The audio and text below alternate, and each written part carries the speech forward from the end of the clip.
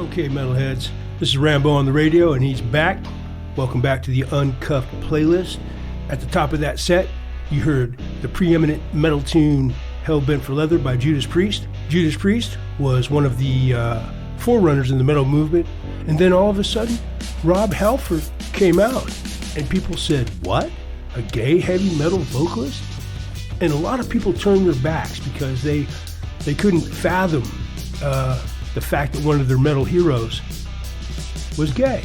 However, if you listen to Judas Priest then and now to this current point, their last album was Firepower, which came out in 2021, they are badass. You can't label, you can't denigrate, you can't debase, and you can't take away from the absolute metal power of Judas Priest. And I was a fan then, and I'm a fan now.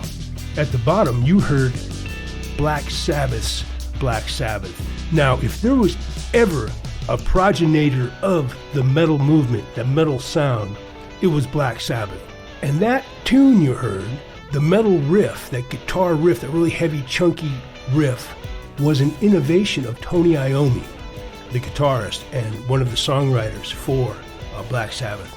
Fun fact from Rambo, when Tony Iommi was young, and they were a young, struggling band out of Birmingham, England, Iommi was working in a sheet metal factory, and he accidentally cut the tips of his middle fingers off. And his absolute determination and passion to play music remained. And he replaced the tips of his fingers with detergent bottle caps so he could easily bend the strings. And the detuned sound that you hear in Black Sabbath's music was a result of him being able to easily bend the strings because of this accident that happened. Talk about serendipity. And I'll tell you something else.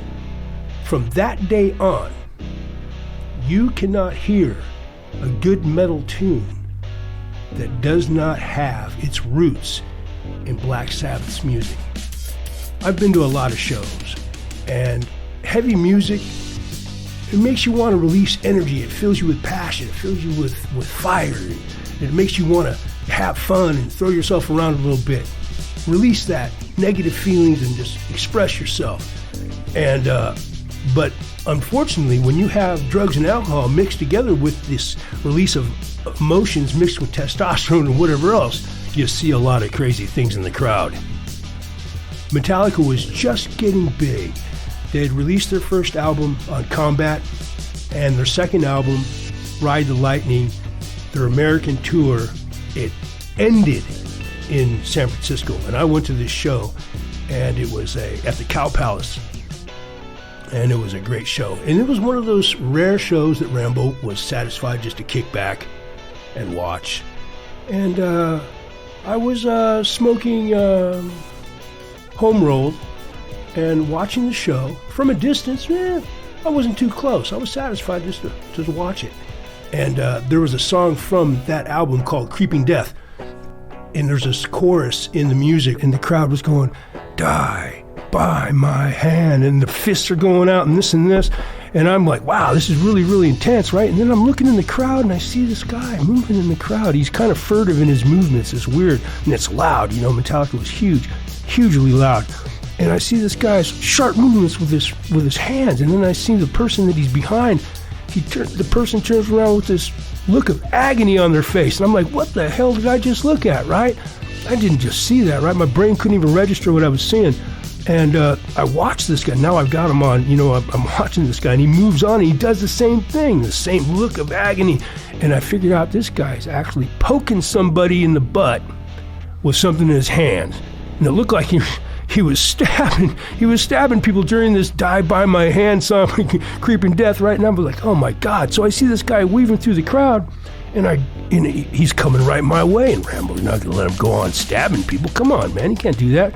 So he comes slithering by me, and I grab him by the shirt, and I pull him. I go, what the? And then I look at this guy's face, and it turned out that this guy was from my hometown. His name was Bobby. And I was like, Bobby, what the hell are you doing?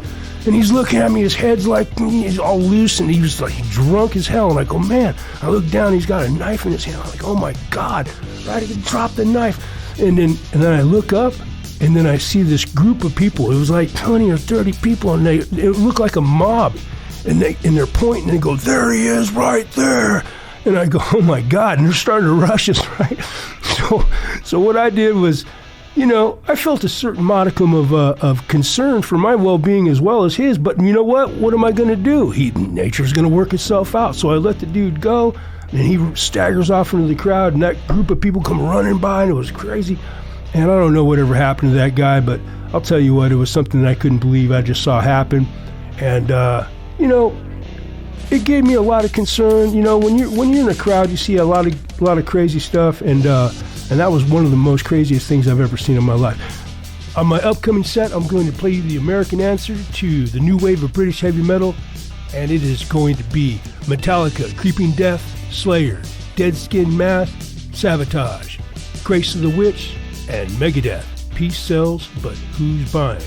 This is the evolution of heavy metal, and this is Rambo on the radio, coming to you from the Uncuffed Playlist.